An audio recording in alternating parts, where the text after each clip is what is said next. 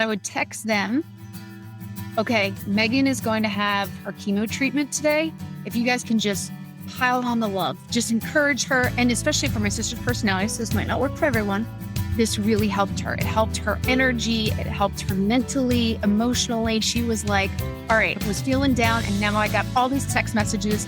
I don't know if she ever knew that I was the one that triggered people, but it doesn't matter. That was Erin Galyean, our guest on episode 109, sharing about how she became the VP of Communications for her sister during her sister's illness. I loved this concept and can't wait to talk more about tools and ways that might help you build your caregiving team.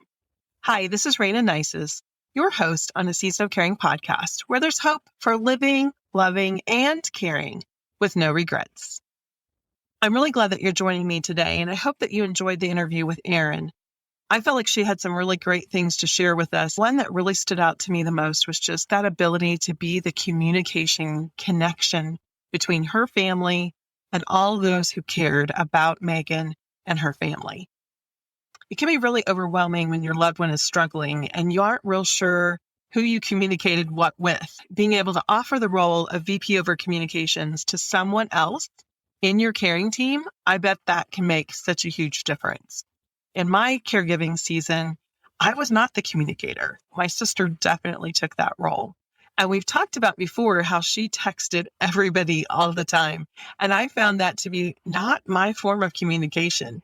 It was funny because we were talking not too long ago and she said, I realized that I was texting to check in or to know where Dad was or how things were going, because that really allowed me to then put it on a shelf and let the person take care of it. Once I knew he was doing okay, then I didn't have to think about it anymore.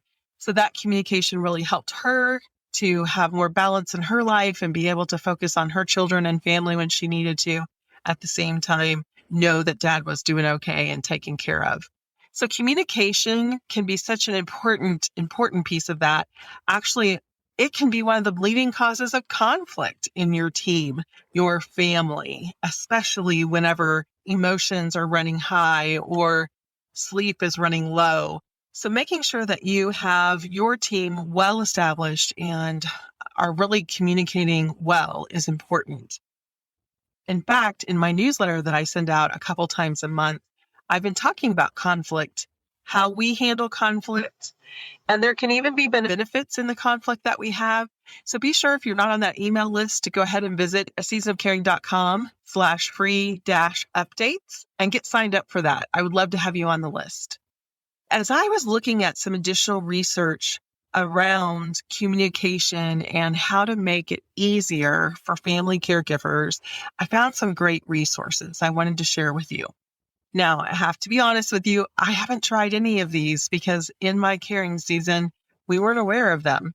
We also found other ways to communicate because we had people coming in the home. We had a lot of checklists and a lot of places for them to document and communicate in that way. And then we use text messaging in the other forms. But I can see where some of these apps would have been extremely helpful for our family in the communication. So the first one that I saw was called Carely, and Carely can be found at www.care.ly. And this is a real-time communication tool that is created for care teams for messaging, community updates, and caregiving resources. It actually is designed both for family caregivers, which it's free, and also for companies that are needing some communication with that as well. So you might check that one out. Also, I've had personal experience with CaringBridge. CaringBridge is one that I've used myself in keeping up with friends that have more acute illnesses and just kind of tracking how they're doing in recovery or how their treatments are going. CaringBridge specializes in keeping loved ones connected. It really focuses on the important goal of having that interaction between not only the carer and the caree, but family and friends, and keeping them up to date. You can offer good thoughts and prayers, encouragement, photos, all kinds of great things that can allow you to have this update. And it can be a uniquely thoughtful and comprehensive tool. I found that many people use CaringBridge even if the person who is ill, they can actually use it almost as a journal of how things are going and what's happening. And this allows them to communicate in a secure, private way, but also allowing friends and family to offer the support they want. The next one is Lots of Helping Hands. And this is also a caregiving app that creates a community to care around your loved one. You invite friends, family, volunteers, and care aides to join in. You can manage appointments and errands and family gatherings. Really, it's called Helping Hands because it serves as a message board as well as a well-wishing wall for caregivers and family members, where they can leave messages and encouragement for the person that's being cared for, just really creating that care circle around them. Caring Village app is designed specifically for family caregivers to help them easily coordinate and track their loved one's care. So Caring Village was actually designed to be able to give you kind of a peace of mind on staying on top of their care plan. So it definitely has different components that help you with that. The messaging system where you can communicate directly with others, as well as care plans can be created for loved ones, plus personalized to-do lists. So it has a variety of different things from a centralized calendar, document storage, and a place for medications, as well as a wellness journal. And so this can be a really helpful one, again, just to create that village around your family member and to keep that communication flowing.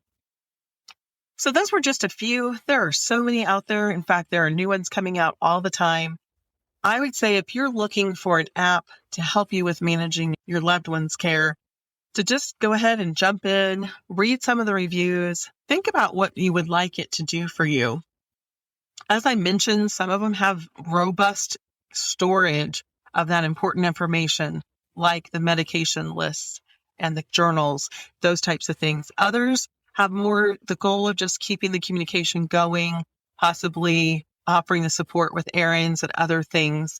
So really just keeping in mind what your need is and then looking for the tools that will meet that need.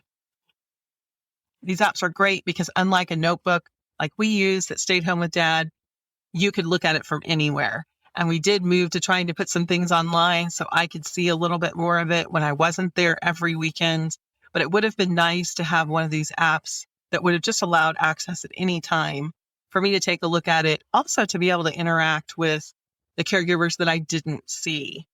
My sister saw most of the caregivers here and there, but I definitely only saw 2 or 3 because of the time period in which I was there, the handoff between them and me on Sunday afternoon, or I actually picked Dad up at the care facility most of the time that I was traveling.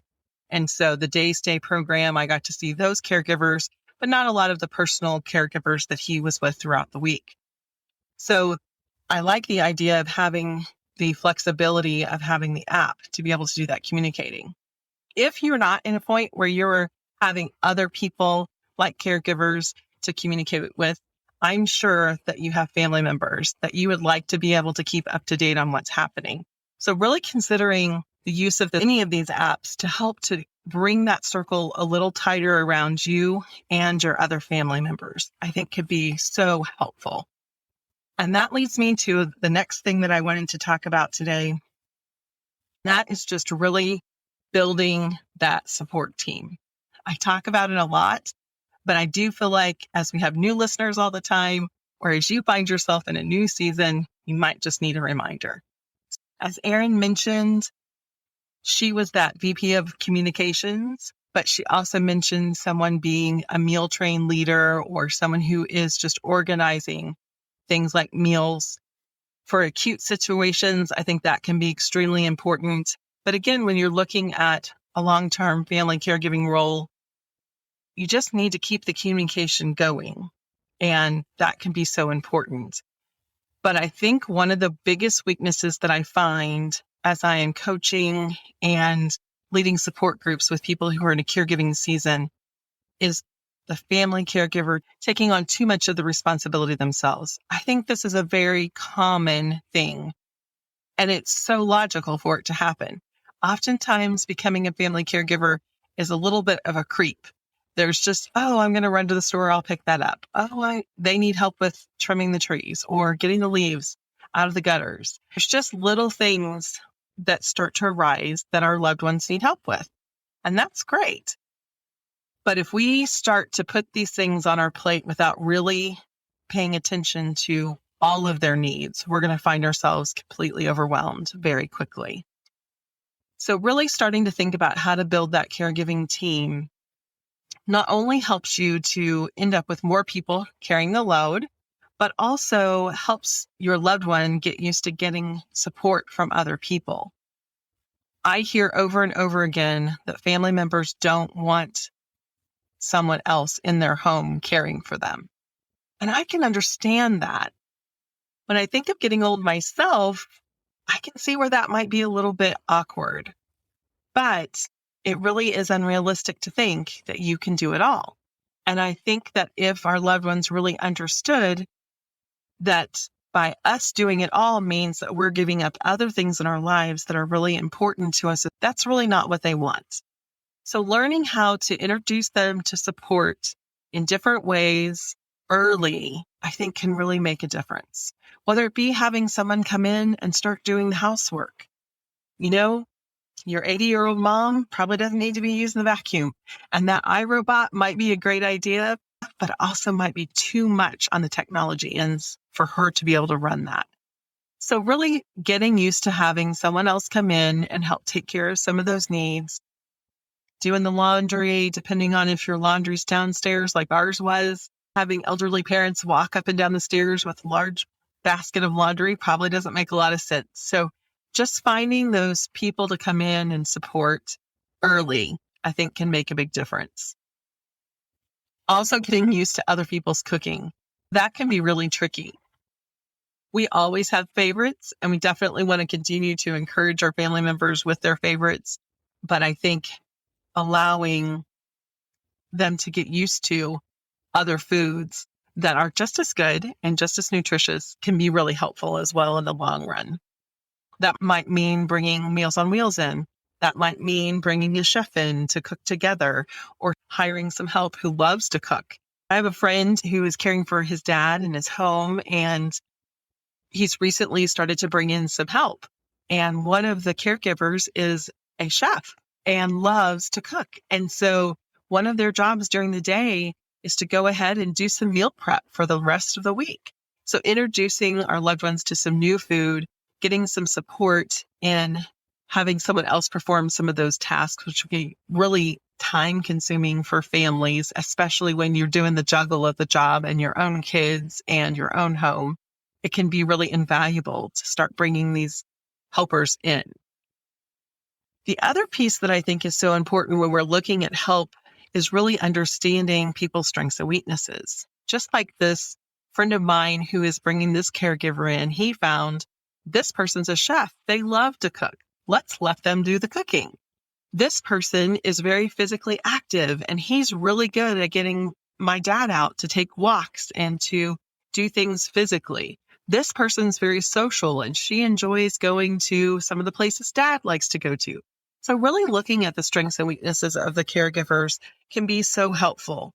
I don't know about you, but I've had some jobs where people have done a great job of really looking at my strengths and allowing me to do that which I'm really good at most.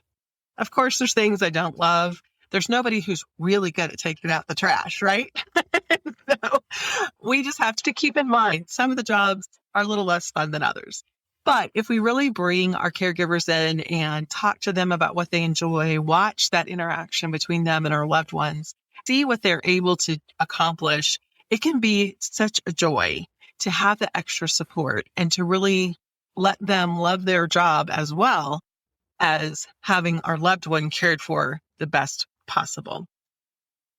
So when you consider your team, it's really important to look at their personality and their strengths and use those things. So I've created a quiz at www.caringquiz.com, and it allows you just to answer 20 questions, and it helps you to see what your caregiving personality is. If once you take that test, you find your personality and a little bit of information that I share with you about it interesting, you might also ask others on your caring team to go ahead and take that quiz. See who they end up so that you can see how well-rounded your caring team is. It is so important to have many people on your caring team. Just want to make sure that you also have different personalities on that team so that it's well balanced and will function better. As I mentioned at the beginning of the podcast, conflict is a very typical part of a team. And so really finding the best communication tools possible for you and your team can make this experience so much better. So I want to encourage you today to walk away with two things. Check out some communication apps and see how they might help you in your caring season. And pop on www.caringquiz.com and find out what your caregiving personality is and others on your team. It's been a pleasure to be able to talk with you about building your team and encouraging you, don't go it alone.